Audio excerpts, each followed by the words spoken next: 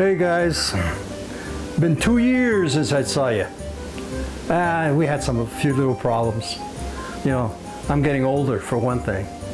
Then the wife doesn't feel too good. But we're coming back. You know, the old saying, never fall down, and then you have to get up, okay? Anyway, enough about the old guy here. Anyway, today what we're gonna do is we're gonna make a soup.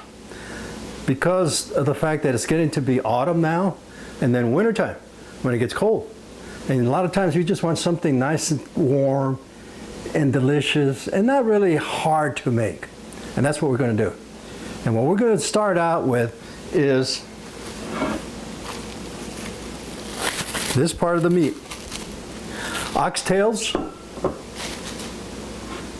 right there. Now, oxtails are really very good. At one time, they were cheap. You sometimes even the butcher would give them away to you, but not anymore. And then this is a part of the shank meat that is used for soup. And I'll show you what it looks like in a little bit. Anyway, we'll go ahead and use the vegetables that I put together. I chopped them up pretty fine. We got carrots in there. We got celery. We got onions. A little bit of garlic in there, fresh garlic. And of course carrots. And you know, these carrots are pretty sweet. And so it makes everything look, taste very good. And the wine that you use is going to be up to you, really. One thing I like is light wine. By that I mean it's not some that's really and has a lot of tannin in it. You know, the biteness to it. I like mellow wine because it doesn't hide the rest of the flavors of your meat or your vegetables. So what I'd use many times is this other wine. And I tell you one thing, I started using this. It's Chateau Saint Michel and a Sauvignon Blanc. And believe me, if you don't buy this particular variety, and it's from Columbia Wine and it's vintage 2014. You can't get the 2014 now anymore. You could get maybe like 2015 or 2016. But believe me, I've tried other kinds of chateaus, and they're not as good as this one is. So try and get this particular variety of wine, and you're going to see the difference. Okay, so now what we're going to do is take the meat, which is the shank meat, the solid piece of meat, and then the oxtail. And we're going to put it into the pan that's been warming up, getting pretty hot, and we're going to brown all the meat, okay? Hear the sizzle? Good.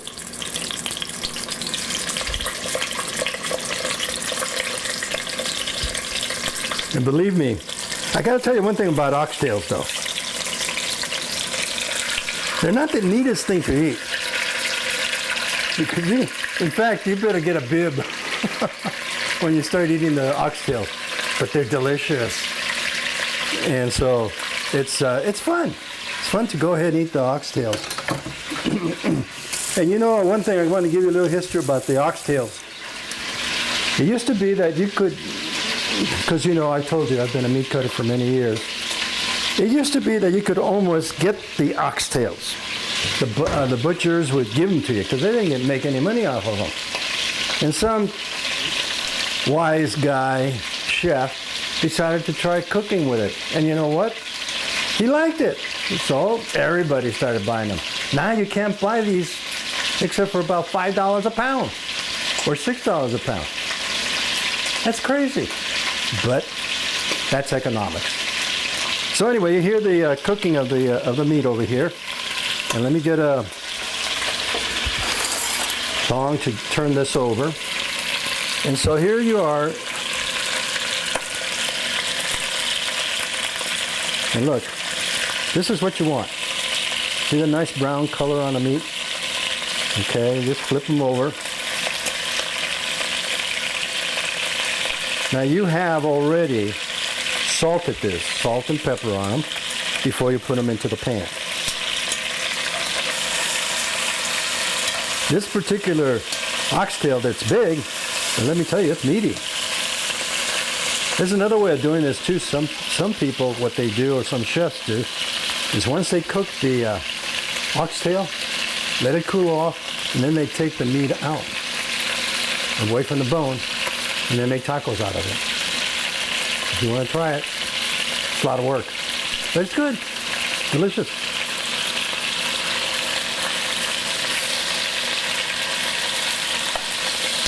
Oh, I wish you guys were in here. So now, next thing that we do, I'm just going to lower this a little bit more because it's spitting at me. And then I come over here where I have these vegetables, and I take them and use what I have here, not the whole thing. I'm going to use just about half of this.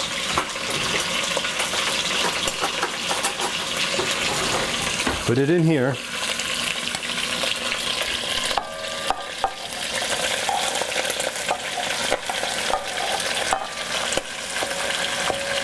And saute it, okay? Now again, the reason you're doing this is you are going to pull out the flavors and texture of each of these vegetables, so that when you finish with your oxtail soup, it's going to be unbelievable, because now you're using everything that you have here. You're not throwing anything away. Here. You know, I need a bigger kitchen. Anybody out there who has a big kitchen? Let me know. Okay, so I'm going to use about a cup of this wine, and this is the wine I told you about, okay?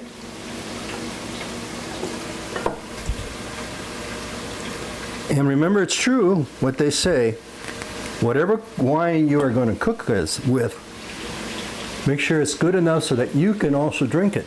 Because when you start finishing, and when you finish with your food, you sit down at the table and have the same wine. Sip it, enjoy it as part of your meal. Okay, so I go ahead and pour this in here. Now the one thing that you do want to remember is the fact that you want to have the alcohol burn out or evaporate. So go ahead and let it cook for a little bit, 5-10 minutes, so that when you begin to see it boiling a little bit, let it boil for 2-3 minutes so that the alcohol will render out. Okay, so now here we got going this.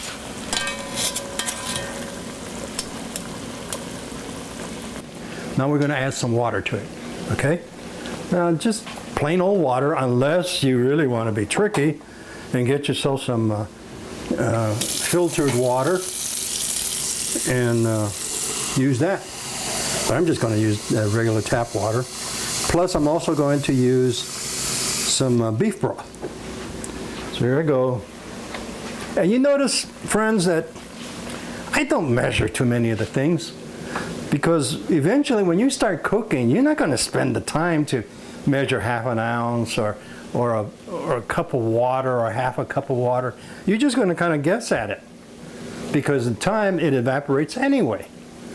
So don't spend a lot of time in measuring things unless there's really precise measurements that are needed to make a particular recipe excellent, okay? But otherwise, look, I'm just putting some water in here. I'm going to say there's about 2.5-3 cups of water in here. So I'll just put it by, whoop. Well, okay. Where's my sous chef? He's supposed to clean up the floor. I don't have a sous chef. The sous chef is me with a different apron. Okay, I put a little bit more. That's it.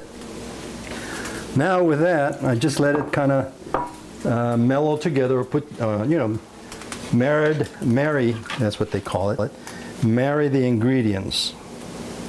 Stir it around a little bit. And then what we need to do is put some beef broth in it, okay? And let's see, I think I have it over here. No, right here.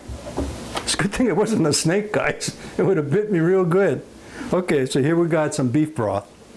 And what I'll do is just, again, I'm not going to measure.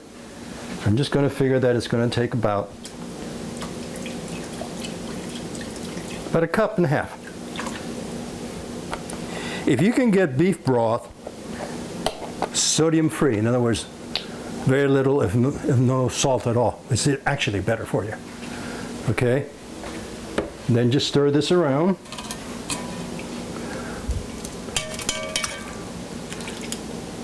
Now what we're going to do, the next thing we want to do is we want to put this in the oven, and we're going to let this stay here in this oven for about an hour, hour and a half, okay? You're going to braise that with the liquid that you have in there, and it's going to soften the shank meat and the oxtails, and at the same time the meat, the bones are releasing their nutrients, their taste, and it's going to go into the soup. And then when you get through with that, I'll show you another little idea that I have about that. Okay, so now the last thing I do with the soup is I get this macaroni, elbow macaroni, and depending upon how many people are going to eat the soup, this is a 1 pound package. So I know how this macaroni kind of explodes, gets bigger as it cooks, okay? And so therefore I'm going to only use like maybe a third of the bag. I already got my water boiling. I salted it. It's just like cooking regular macaroni or spaghetti. So I'm going to go ahead and open it and put it in there. Okay, so let's just go ahead and open this bag.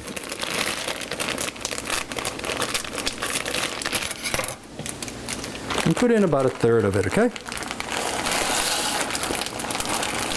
That's it. Now, just let the baby cook. Of course, you got to stir it. Now, when you cook this pasta, just remember it's al dente. You don't want it too hard, and of course you don't want it too soft, either mushy. So just, you know what al dente means? To the touch, or to the taste. Al dente. Which means, and that's all you want. It's the pasta to be just firm enough, but being able to enjoy it, because it's also firm and soft at the same time. Okay, so that's what you want to do. I gotta tell you something about my mother-in-law. I gotta give her credit. The way you saw me cook the soup, oxtails and shank, and now the pasta, that's how my mother-in-law showed me how to do it. And she was Italian, full Italian, and you know what? You couldn't get any better. Anyway, I have to, even though my mother-in-law has passed away quite a few years ago, I still think of her. I love that woman. She was like my mother. And some of you know who I'm talking about, Susie. But anyway, let's go back to the soup. Now that we got this pasta done, it's al dente, meaning it's just to the touch. It's just firm enough and soft enough at the same time. Now let's drain it, okay? Just drain the pasta. Don't rinse it. You know, it used to be that people say, oh, you got to rinse it. You got to do this and that to it. No. What you do, if you do that, then you take all the flavor away that's in the pasta already. Okay? So just let it drain like that. Now what you want to do is you want to get your soup bowl, and let's just take about a scoopful or maybe half a scoopful of this. Think about like that, okay? And put it in the bottom of the bowl, just like that. And then let's go over here to the soup.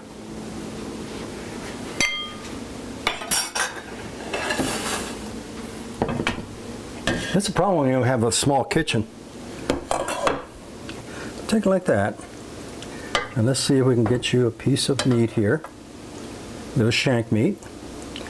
And let's see if I can get a small piece of oxtail.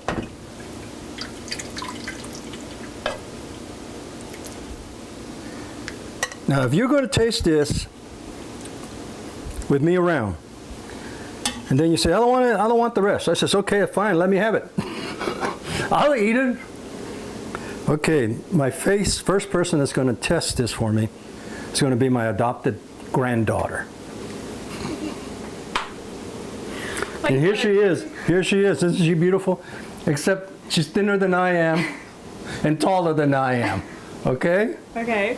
There we go. Now, last thing I want to do here, honey, is I want to put some nice grated Parmesan cheese on it. Okay? Here, let me put this over here where you can see it. And you know, go to the store and buy a nice hard stick of Parmesan cheese. Scrape it over and get it in that soup. And Piper, I want you to tell me what you think of this. This is the first time you tried it. Yes.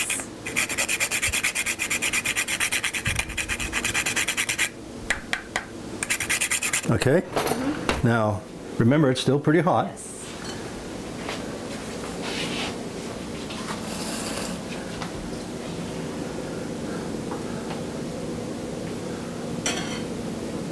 Wow. That is so good. And the Look at your dad. Look at your The dad. pasta is perfectly cooked, and the vegetables just add so much flavor to that. And the cheese? How'd you like the cheese? It's so good. Well, that's yours. Yeah. Take it. Okay. Now I got to get a bowl for your dad, but I'll give him a small bowl. Wintertime when it's nice and cold outside, all of a sudden, man, you got to have some nice soup. And now the finishing touch in that is if you get some nice sourdough bread and eat that with the soup. Absolutely perfect. Okay, we're going to do another video in a little while, and that's going to be turkey wings.